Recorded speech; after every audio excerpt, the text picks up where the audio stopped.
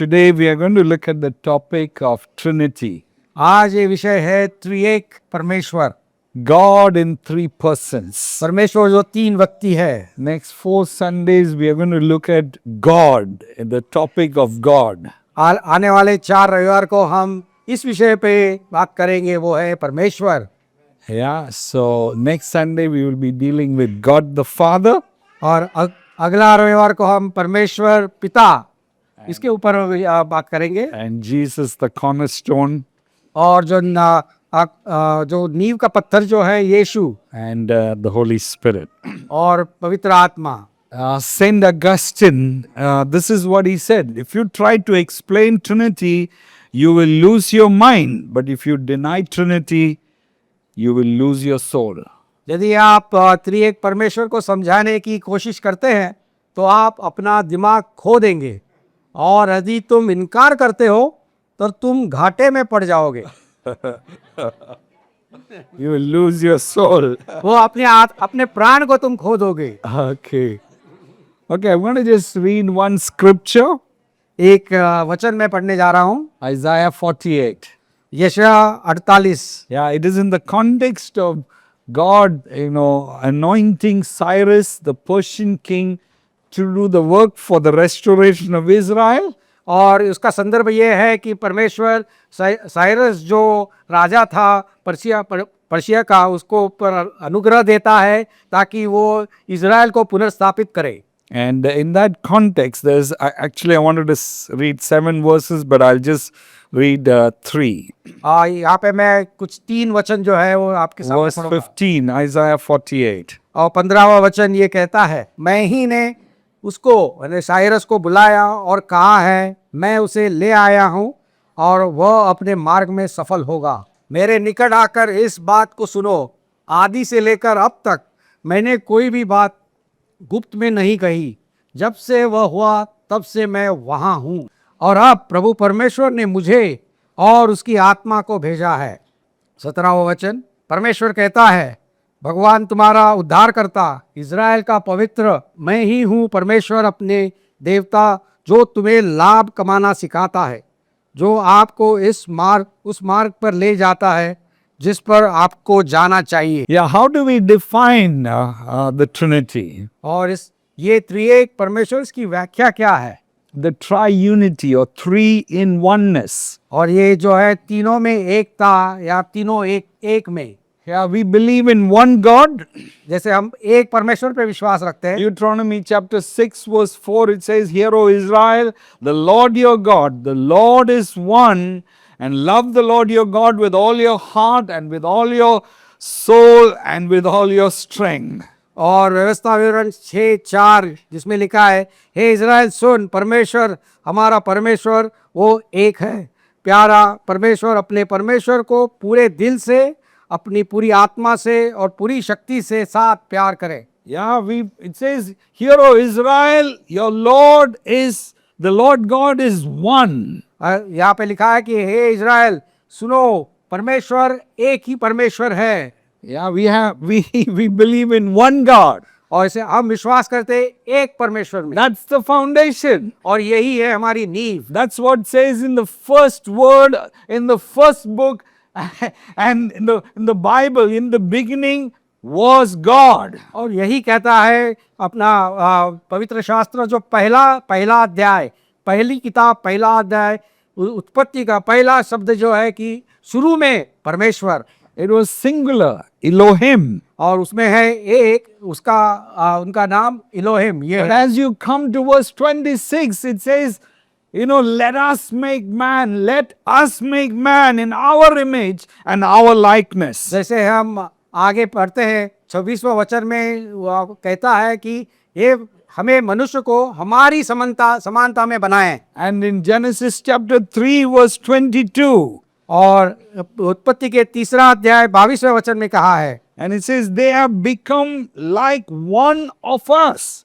देखो वो मनुष्य हम में से एक समान हो गया है। Genesis 11 verse 7, it says, Come, let us go down and confuse their language. और उत्पत्ति 11:7 में लिखा है, आओ हम नीचे जाए और उनकी भाषा में गड़बड़ी डाले। Isaiah 6 verse 8, it says, "Whom shall I send and who will go for us?" और यशायाह 6:8 परमेश्वर यशायाह से पूछ रहा है, मैं किसको भेजूं और हमारे ओर से कौन जाएगा। This one God ये एक परमेश्वर working in three persons together to make the Godhead.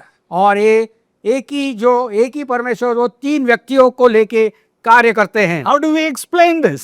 और इसको हम कैसे समझे? I want to just tell you, as St. Augustine said, if you try to understand, you will lose your mind. अगर जैसे संत अगस्तिन ने लिखा है कि अगर हम इसको पूरी तरह से समझने की कोशिश करेंगे तो हम अपना जो दिमाग है वो खो देंगे। If you can fully comprehend God, then he is not God. अगर आप पूरी तरह से परमेश्वर को समझ रहे हैं इसका मतलब है वो सचमुच परमेश्वर नहीं है। Keep that in your mind. तो ये आप जान लो अपने मन में। And but I'll still try to just explain or share what I want to just share this morning. तो फिर भी मैं कोशिश करूंगा किस तरह इसको आपको समझाने की। The Bible says God lives in timeless eternity. और जो परमेश्वर है अनंत काल में जीवन जीता है वो। Imagine, where God is, there is no time. जहां परमेश्वर है वहां पे समय है ही नहीं। How do we get around that? उसको हम कैसे समझे? There's no space, there's no time. God lives in timeless eternity. तो जहाँ पे उसकी कुछ जगह नहीं है, जहाँ तो समय नहीं है, परमेश्वर ऐसे ही जहाँ समय नहीं ऐसे अनंत काल में वो है। The Bible says he is a consuming fire. और वो है एक पूरी तरह से जला के राख करने वाले ऐसे आग है। How do we explain that? और इसको कैसे हम समझे? The Bible says God spoke and creation came into being. वचन में लिखा है कि परमेश्वर बोले और सारी सृष्टि निर्माण हो गई। Yeah, can you explain that? और क्या आप इसको बता सकते हैं कैसे? In the beginning, God just spoke and things came into being, the whole creation. और शुरुआत में ऐसे ही हुआ, परमेश्वर ने कहा और सारी जो सृष्टि है उसकी निर्मित हुई। The Bible says Balaam's donkey spoke. और वचन में लिखा है कि बलाम का जो गधा था वो भी बोलने लगा। Can donkey speak? क्या कोई गधा बोल सकता है? Have you ever heard of any donkey speaking? किसी ने सुना है किसी गधे को बोलते हुए? But the Bible says that donkey spoke. लेकिन वचन में लिखा है कि ये गधे ने बात की। And we by faith we accept these facts. और ये जो बातें हैं हम एक सच मान के हम चलते हैं इसको। Yeah, we accept these truths. उन्हें हमने स्वीकारा है कि ये सच है। Even though we cannot understand with this small mind. हालांकि हम अपने छोटे से मन में इसको हम समझ नहीं सकते हैं। And in a way, Bible never explains the existence of God. और इसमें भी कैसे है कि वचन में पूरी तरह से बताया नहीं कैसे परमेश्वर का अस्तित्व कैसे है। And Bible never tries to do that. और वचन में ऐसा प्रयत्न भी नहीं किया गया है। It says in the beginning God. और शुरुआत में कहा है कि शुरू में है परमेश्वर। And we believe that. और उस पर हमने विश्वास किया है। In the beginning was the Word. John chapter 1 verse 1. और यूहन्ना का 1:1 में लिखा है कि आदि में था शब्द। Yeah, we believe that. और उसमें हमने विश्वास किया है। And as we look at the Bible, और जिस तरह से हम अभी वचन को देखते हैं, we see God is one but three persons working together. और वहां देखते हैं कि परमेश्वर एक है लेकिन तीन व्यक्ति साथ में कार्य कर रहे हैं। In this chapter that I read, Isaiah 48 verse 16, it says, the second part, it says, now the Lord God has sent me and his spirit, all three together. और जैसे हमने अभी जो पढ़ा यशायाह के 16वें वचन में अंत में लिखा है कि अब प्रभु परमेश्वर ने मुझे और उसकी आत्मा को भेजा है। Yeah, he's talking. Jesus is talking. How do you know Jesus is talking? यीशु यहाँ पे है, बात कर रहे हैं। और हमें कैसे मालूम ये यीशु है? Verse 12, it says, listen to me, O Jacob and Israel, whom I call. I am he. I am the first and I am the last. और जैसे 12वें वचन में वहाँ पे लिखा है कि हे याकूब मेरी बात सुन, इज़राइल जिसे मैंने बुलाया है, वह मैं हूँ, मैं पहला हूँ और मैं अंतिम हूँ। Who is the first and the last? कौन है वो पहला और अंतिम? Yeah, who is the first and the last? कौन है वो? Yeah, Jesus. So वो है Jesus, Yeshu. Jesus is speaking speaking in this context. Is that the Lord God has sent me and His Spirit. और इसी तरह से इसी संदर्भ में यीशु कह रहे हैं कि पिता परमेश्वर ने मुझे भेजा है और उसकी पवित्र आत्मा को भेजा है। Yeah, so all three persons together in one verse. और यहाँ पे तीनों व्यक्ति साथ में एक जगह पे है। And when Jesus got baptized, the Bible says, the heaven opened and the Father spoke, "This is my beloved Son in whom I am well pleased." और जब यीशु का बपतिस्मा हुआ तब तो पूरा जो स्वर्ग है वो खुल गया, वहाँ से पिता की आवाज आई और वहाँ कहा कि यह मेरा पुत्र है जिससे मैं प्रेम रखता हूँ। And the Bible says the Spirit descended in the form of a dove and rested on him. और इस तरह से पवित्र शास्त्र कहता है कि पवित्र आत्मा उसके ऊपर कबूतर की तरह आ गया और उस पर बैठ गया।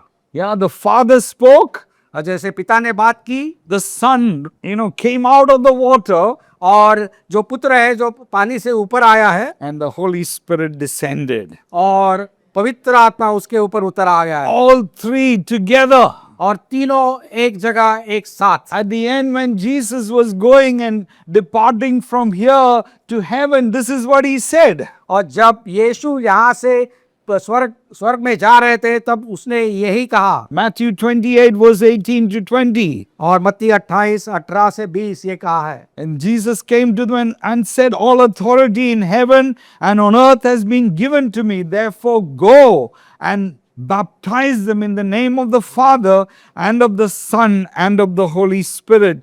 Teach them to obey everything I commanded you, and surely I am with you always to the very end of age." और मत्ती 28:18 से 20 ये है कि तब यीशु उनके पास आया और कहा, स्वर्ग और पृथ्वी का सारा अधिकार मुझे दिया गया है, इसीलिए जाओ और सब राष्ट्रों के लोगों को चेला बनाओ, उन्हें पिता और पुत्र और पवित्र आत्मा के नाम में बपतिस्मा दो और सिखाओ जो कुछ मैंने तुम्हें आज्ञा दी है उसे मानना, और निश्चय मैं तुम्हारे साथ हूँ युग के अंत तक। Yeah, in the Great Commission, we have been commanded to baptize people in the name of the Father and of the Son and of the Holy Spirit. तो इस महान आदेश में यीशु ने हमें ये आदेश दिया है कि हम पिता पुत्र और पवित्र आत्मा के नाम में बपतिस्मा दे लोगों को। Paul, the end of 2 Corinthians, he ends with this benediction. He says, "May the grace of our Lord Jesus Christ and the love of God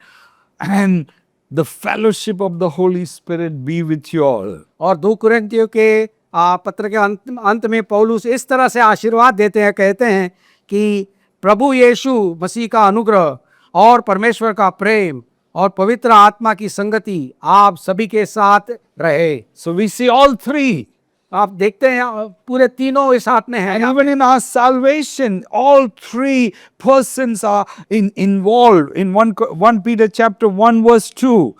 और हमारे उद्धार में भी ये तीनों एक साथ में कार्य करते हुए हम देखते हैं। Verse 2 it says, "Who have been chosen according to the foreknowledge of God the Father through the sanctifying work of the Spirit to the obedience of Jesus Christ and sprinkled with His blood." और हम पढ़ते हैं 1 पत्रस 1:2 में कि जो पूर्व ज्ञान के अनुसार चुने गए हैं पिता परमेश्वर के द्वारा आत्मा के पवित्रीकरण कार्य के द्वारा आज्ञाकारी होना यीशु मसीह को और उसके लहू से छिड़के हुए अनुग्रह और शांति तुम्हें बहुतायत से मिले। Now there are so many verses. बहुत सारे वैसे वचन हैं। Yeah, Trinity or the Triune God, three persons in one, is important for our Christian faith. और ये त्रिएक परमेश्वर यानी तीन व्यक्ति एक साथ में, ये हमारे विश्वास के लिए, मसीह के लिए बहुत ही नींव का और बहुत ही महत्वपूर्ण है। Yeah, God eternally exists as three persons. और परमेश्वर अनंत काल के लिए तीन व्यक्तियों में एक साथ में है, Father, Son, and the Holy Spirit. पिता, पुत्र और पवित्र आत्मा। And each person is fully God. और हर एक जो व्यक्ति है वो पूरा परमेश्वर है, And there is one God. और उसके साथ परमेश्वर एक है। Our faith is anchored in this truth. और इस सत्य में ही हमारा जो विश्वास है बना हुआ है। And if our faith is not anchored in this truth, अगर ये हमारा विश्वास इस सत्य पर आधारित नहीं है, we make Jesus as a created being. और तब हम मानते ऐसा है कि यीशु का भी निर्माण हो गया होगा, And the Holy Spirit is just mere power. और पवित्र आत्मा एक सिर्फ शक्ति है। Jesus' birth becomes an ordinary event. और यीशु का जन्म एक साधारण जैसी घटना होती है, And Jesus' death becomes mere coincidence. और एक यीशु का जो मृत्यु है वो एक साधारण योगायोग हो सकता And है, Jesus' resurrection become a fabricated story. और उसका जो पुनरुत्थान है तो बनाई हुई कोई घटना हो सकती Or a supernatural miracle like Lazarus being risen from the dead or raised from the dead. है। और अलौकिक जो कार्य हुआ था, लाजर को मुर्दे से उठा जी किया था, वो इस तरह से एक ऐसी कहानी हो जाती है। Or how Jairus' daughter was raised from the dead. और जायरस उसकी भी जो बेटी है उसको भी मृत्यु से उठाया गया था, वो भी इस तरह से कहानी हो The जाती है। Holy Spirit becomes a supernatural force. और जब पवित्र आत्मा जो है वो सिर्फ एक अलौकिक शक्ति हो जाती है, And we equal to some magic or some evil powers. और हम एक तरह का जो कहेंगे कि मैजिक की तरह जैसा हम लोग होते हैं। If we deny three persons working together in the Godhead. और ये तब होगा जब हम परमेश्वर जो त्रिएक परमेश्वर को उसको हम नकारते हैं, तब ये सारी बातें। John 10 verse 30 it says, I and the Father are one. और यूहन्ना 10:30 में कहा है कि मैं और पिता एक है। Jehovah Witness. Have you heard of Jehovah Witness? Jehovah witness ये एक पंथ है, इसका नाम किसी ने सुना है? Anybody heard of that? इस पंथ का नाम सुना है, यहोवा witness? Yeah, it is a cult or a or a sect. और इस तरह का एक पंथ है जो They teach that Jesus is a created being. और वो सिखाते हैं कि यीशु जो है वो सृजित यानी और निर्माण किया हुआ प्राणी है। They use Colossians chapter 1 verse 15. और कलूसिया 1:15 को लेके वो पुष्टि करते हैं। It says the Son is the image of the invisible God, the firstborn over all creation. पुत्र अदृश्य परमेश्वर की छवि है, सारी सृष्टि में ज्येष्ठ है। And they use this word to say that Jesus was created. और इसको लेके वो लोग कहते हैं कि यीशु को भी वैसे ही एक सृष्टि की तरह ही निर्माण किया But गया। they forgot to read the following verses. लेकिन बाकी के जो वचन है वो पढ़ना वो भूल जाते हैं। It says, for him all things were created, verse 16, things in heaven and on earth, visible and invisible, whether thrones or powers or rulers or authorities, all things have been created through him and for him. He is before all things and in him all things hold together. और 16 वचन कहता है, क्योंकि उसी में सारी वस्तुओं की सृष्टि हुई, स्वर्ग की हो या पृथ्वी की, देखी या अनदेखी, क्या सिंहासन, क्या प्रभुता है, क्या प्रधानता है, क्या अधिकार, सारी वस्तुएं उसी के द्वारा और उसी के लिए सृजी गई है। और 17 वचन, वो सब वस्तुओं में प्रथम है और सब वस्तुएं उसी में स्थिर रहती हैं। Amen. Here it says Jesus is not a created being, but he is the creator. और यहाँ पे लिखा है कि यीशु एक सृजित प्राणी नहीं है, लेकिन वो सृजन करता है। And the Holy Spirit is fully God as well. और पवित्र आत्मा है पूरी तरह से परमेश्वर है। Some cult and heretics believe that God revealed himself differently at different times. और कुछ पंथ और विधर्मी कहते हैं कि परमेश्वर ने अलग अलग समय पे अलग अलग तरह से प्रकट किया अपने आप। In the Old Testament he is God, Israel's God and Father. और ये पुराने नियम में वो इज़राइल का परमेश्वर पिता है। And that same in God became the Son in the New Testament. लेकिन ये नए नियम के समय में तो वो परमेश्वर एक पुत्र तरह हो गया है। And he finished his work and he went to heaven and he came down as the Holy Spirit. तब उसने फिर ये पुत्र ने अपना काम खत्म किया और उसके बाद वो स्वर्ग में चला गया, तो उसके बाद आए हैं पवित्र आत्मा। That is not right. That is not correct. और ये सच नहीं, ये बराबर नहीं है, झूठ है ये। Yeah, God eternally exists as three persons. और परमेश्वर जो है उसका अस्तित्व अनंत काल से तीन व्यक्तियों में एक Father, एक से Son, and सही the है। Holy Spirit. पिता, पुत्र और पवित्र आत्मा। Each person is fully God. और हर एक जो व्यक्ति इसमें से है वो पूरी तरह से We परमेश्वर can है। see that throughout the Bible. और पूरे पवित्र शास्त्र में हम And उसको we देखते must हैं। believe it and live by this truth. और इसी सच में लेके हमें विश्वास से जीना चाहिए। You know, some people ask the question, when we pray, who do we pray to? और कुछ लोग प्रश्न पूछते हैं कि जब मैं प्रार्थना करता हूँ तो मुझे किससे प्रार्थना करनी है? Yeah, should I?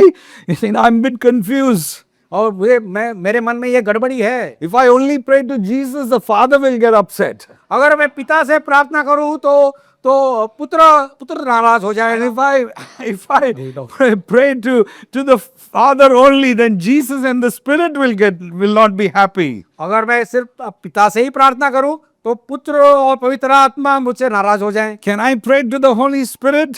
क्या मैं सिर्फ पवित्र आत्मा के लिए से ही प्रार्थना करूं? I want to say there is no competition in the Godhead. मैं कहने जा रहा हूं कि ये त्रिएक परमेश्वर के बीच में कोई प्रतिस्पर्धा नहीं है। Yeah, if you want to know how to pray, अगर आप जानना चाहते हैं कैसे प्रार्थना करें, Jesus taught us to pray. यीशु ने हमें सिखाया किस तरह से प्रार्थना And करें। there are so many examples in the Bible. और बहुत सारे उदाहरण हैं उसके लिए। We pray to the Father through Jesus Christ. हम पिता परमेश्वर से प्रार्थना करते हैं यीशु के द्वारा, And by the help of the Holy Spirit. और पवित्र आत्मा उसमें हमारी मदद करते हैं। Amen. Holy Spirit always lead us to the Father and to the Son. और पवित्र आत्मा हमें हर समय में पिता और पुत्र के पास ही लेके जाते हैं। So from this truth about the triune God, what can we learn? और एक त्रिएक परमेश्वर के सच के द्वारा हम क्या सीख सकते हैं? Yeah, we can go on talking so many scriptures to prove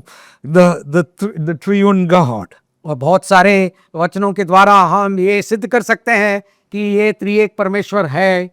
But I just want to share 5 things. What can we learn? और 5 बातें मैं आपके सामने रख रहा हूँ जिससे हम सीख सकते हैं। What can we learn from this doctrine of God in 3 persons in the Godhead? और ये त्रिएक परमेश्वर के सिद्धांत से हम क्या सीख सकते हैं, उसमें 5 बातें हैं। Number 1, पहली बात, we can learn the model of family.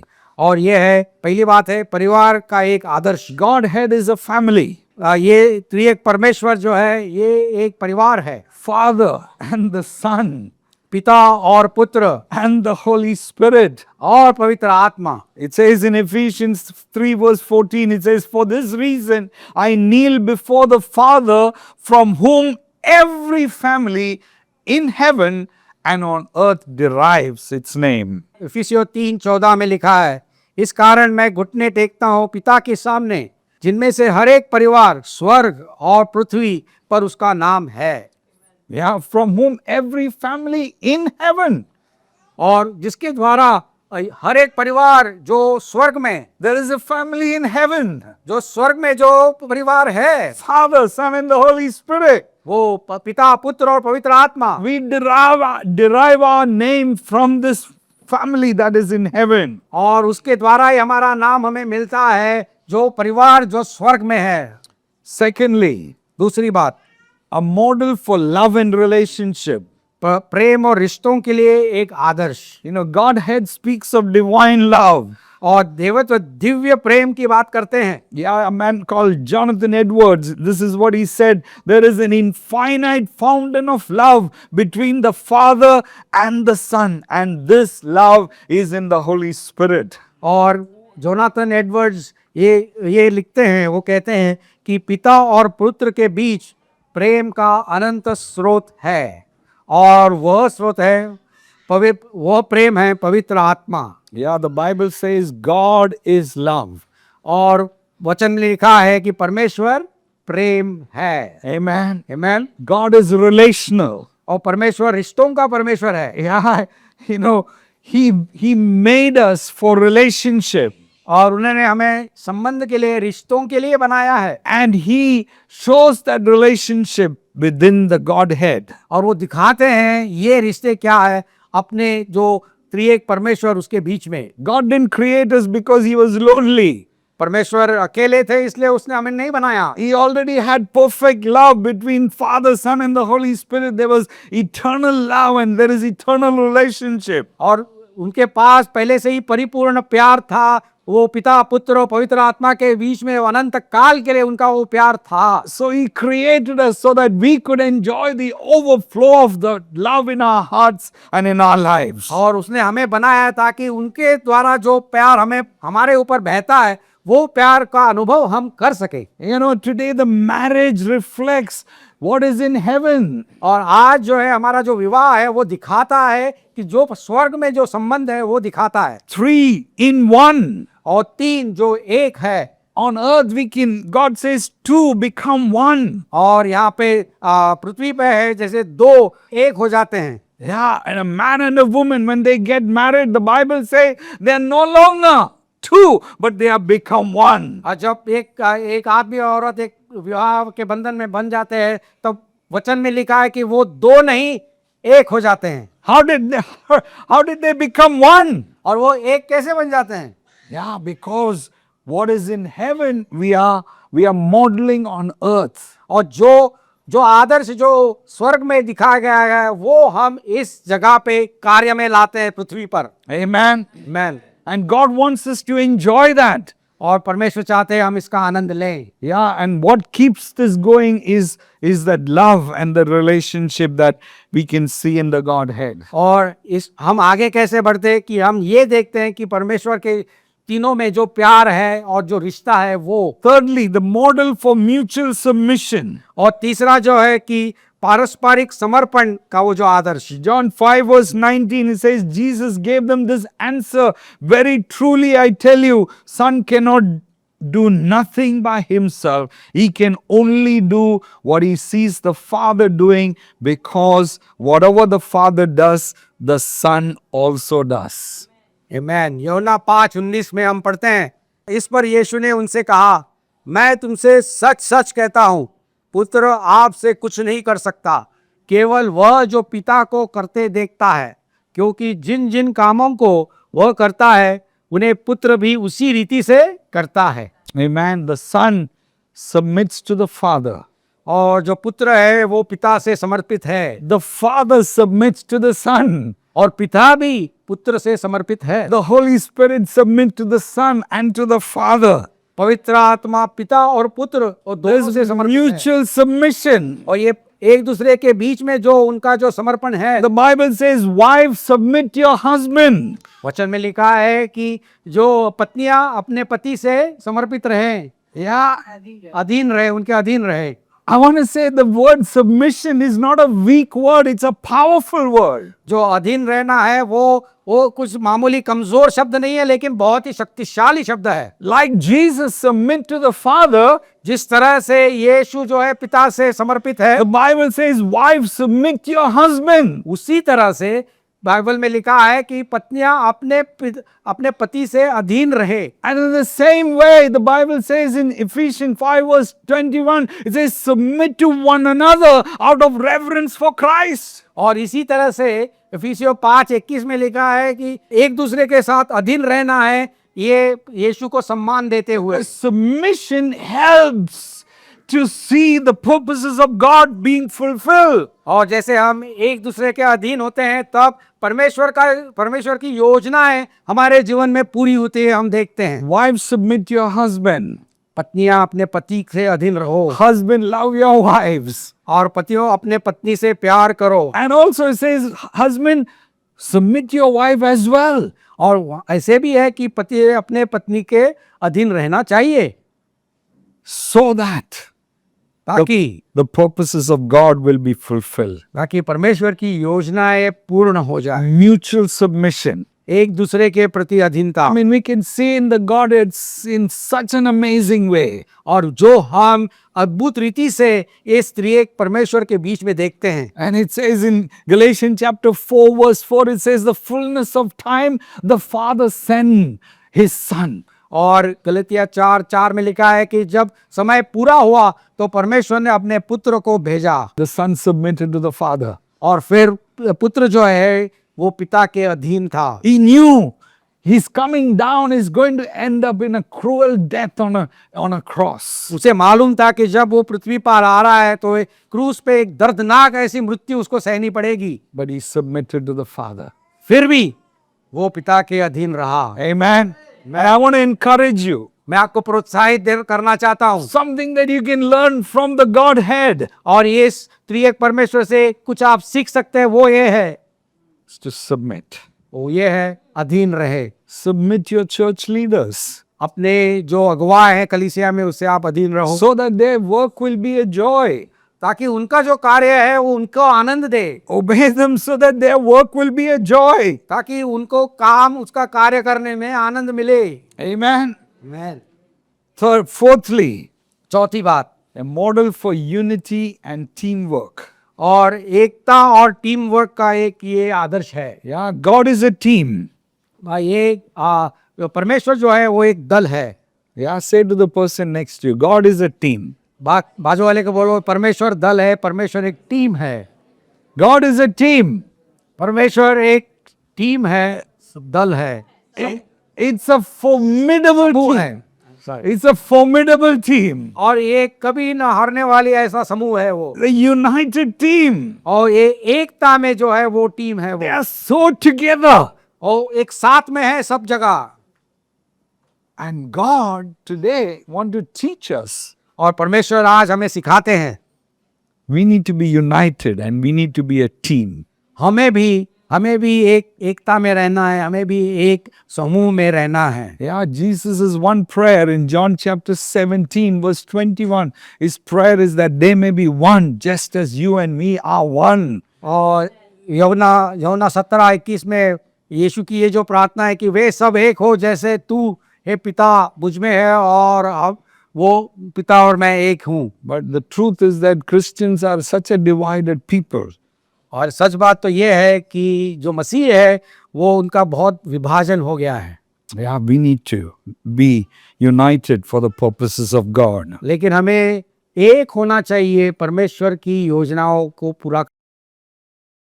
The Bible says Moses was the most humblest man. पवित्र शास्त्र में लिखा है कि मूसा जो था वो सबसे विनम्र ऐसा व्यक्ति था। Numbers 12 verse 3 and 4 it says he was the most humblest man ever lived on the face of the earth. और गिनती के 12वें अध्याय में वहां पे 3 और 4 वचन कहता है कि मूसा जो था वो सबसे विनम्र ऐसा व्यक्ति And था। I asked the question, how come he was the most humble person? और मैंने ये प्रश्न पूछा कि ये ऐसे कैसे है कि ये सबसे विनम्र व्यक्ति कैसे बन गया। And as I was meditating, God just dropped this verse in the Bible. जैसे मैं इसके ऊपर मनन कर रहा था तो परमेश्वर ने ये जो वचन है वो मेरे मन में डाला। In Exodus chapter 33, निर्गमन के 33वें अध्याय में in 32, the whole of Israel making an idol and worshipping this golden calf, the Aaron and the whole of Israel, the 70 elders and everyone bowing down to this golden calf. और निर्गमन के 32वें अध्याय में पढ़ते हैं कि पूरे इज़राइल ने आरोन और उसके साथ में मिलके फिर उन्होंने वो एक मूर्ति बनाई है, वो है सोने की जो है वो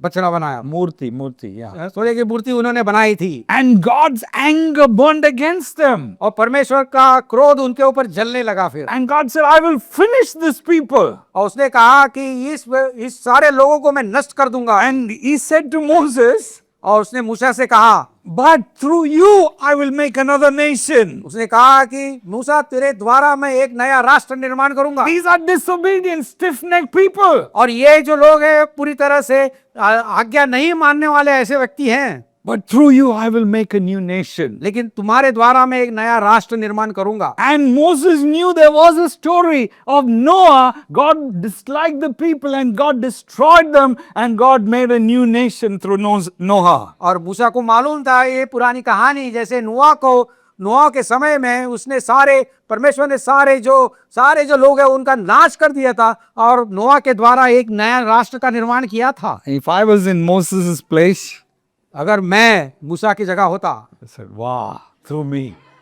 through me, the whole new nation. Amen. Hallelujah. ये कहता अरे वाह वाह वाह वाह वाह, ये मेरे द्वारा एक नया राष्ट्र निर्माण होगा। But वाह, what did क्या बात। Moses do? What did Moses do? लेकिन ये मूसा ने क्या कहा? He went on his knees and says, God, please forgive us. लेकिन उसने कहा परमेश्वर से, परमेश्वर हमें माफ कीजिएगा। Then his question to God is that, who will go with me? Who shall you send? Who will go with me? और उसके बाद उसका प्रश्न है परमेश्वर को कि परमेश्वर हमारे साथ में कौन जाएगा? He knew Aaron is disqualified. उसको मालूम था कि ये आयरन जो है वो अपात्र ठहरा गया। The 70 elders, the whole nation is disqualified. There is nobody who can go with him. और उसके सारे जो धर्मगुरु है वो पूरी तरह से अपात्र ठहरे गए हैं। कौन जाएगा फिर उसके साथ? Still his prayer is, God, I can't work without a team. Will you send someone with me? और उसके साथ भी उसका प्रार्थना है कि मैं अकेले तो नहीं जा सकता, मुझे टीम की, समूह की जरूरत है, किसी को तो साथ भेज दो। And Exodus 33 verse 12 it says, and 13, God said, I will come. और निर्गमन के 33वें अध्याय और 13वां वचन ने कहता है, परमेश्वर कहता है उससे कि मैं तुम्हारे साथ जाऊंगा। I am your team member. मैं तुम्हारे समूह का सदस्य हूं। My presence will go with you. और मेरा अस्तित्व, उपस्थिति तेरे साथ जाएगा। I want to say, if anyone think you can do it, अगर मैं आपको कहना चाहता हूं, अगर तुम सोचते हो कि हाँ मैं कर सकता हूं, it's pride. और ये जो है वो घमंड है। If you think, God, I can't do it, अगर आप कहो कि परमेश्वर मैं नहीं कर सकता, that's humility. वो है विनम्रता। It says, God, I need my wife.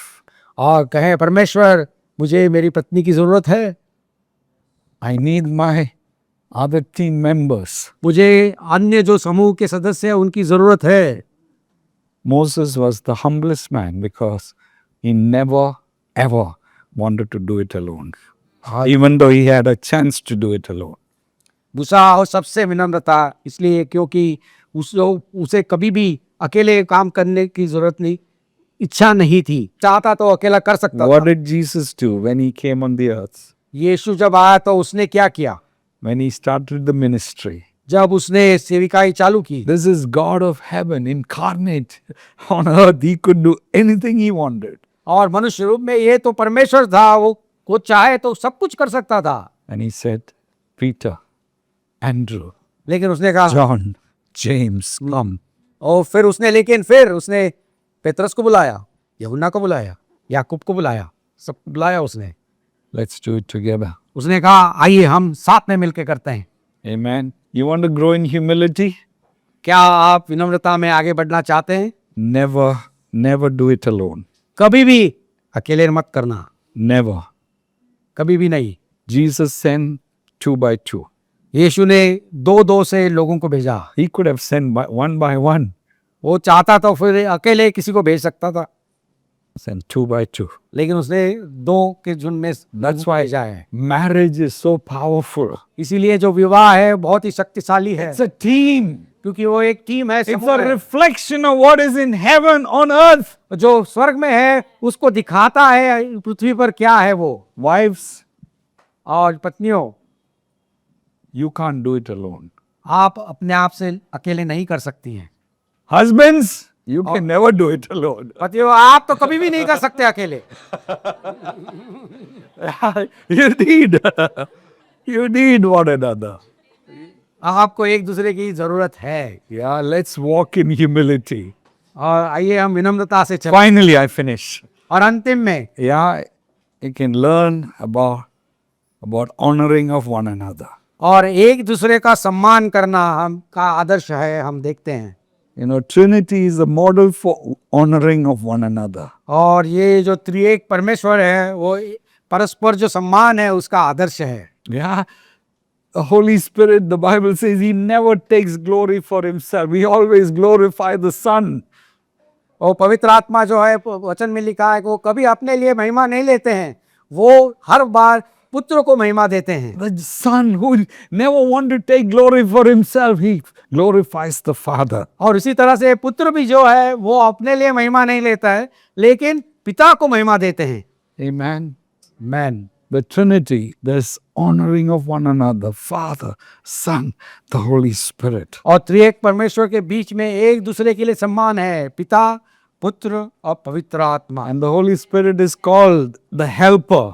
पवित्र आत्मा का दूसरा नाम है मददगार। Yeah, when he comes, the helper comes, he will lead you into all truths. और जब वो आएगा तब वो जो मददगार है वो तुम्हें सारे सच में तुम्हें आगे बढ़ाएगा। So the Holy Spirit is always helping to glorify Jesus. और पवित्र आत्मा हर वक्त मदद करते हैं ताकि ये पुत्र को महिमा मिले। Yeah, wives, the Bible says you are a helper to your husband. हाँ, इसी तरह से लिखा है वचन में कि पत्नियां आप पति के लिए मददगार हो।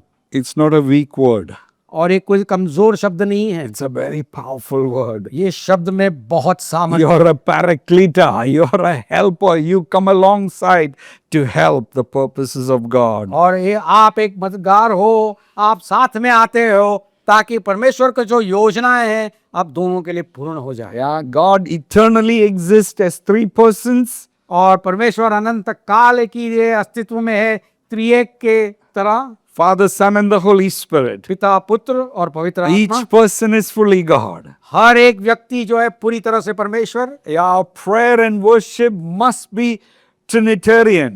जो हमारी जो प्रार्थना और आराधनाएं हो तीनों के लिए होनी चाहिए। We pray to the Father in the name of Jesus by the power of the Holy Spirit. और हम प्रार्थना करते हैं पिता को और पुत्र के नाम में और पवित्र आत्मा के सामर्थ्य से। Our mission is Trinitarian. हमारी जो नियुक्त कार्य जो है वो भी तीनों के लिए है। The Father sends, the Son obeys, we obey Him, and we go in the power of the Holy Spirit. और जैसे पिता ने पुत्र को भेजा उसी तरह से हम उसके आज्ञा मान के हम जाते हैं पवित्र आत्मा के सामर्थ्य में। Amen. Brothers and sisters, we don't believe in three gods. हम लोग तीन परमेश्वर में विश्वास नहीं रखते हैं। We believe in one God in three persons. हम एक परमेश्वर में विश्वास रखते हैं जो त्रिएक है। It is not a problem to solve, but a glory to worship. Amen. और ये कोई समस्या नहीं है, लेकिन ये आराधना करने के लिए हमें प्रोत्साहित करता है। Yeah, worshiping the Father who created and called us. हम आराधना करते हैं उस परमेश्वर की जो पिता है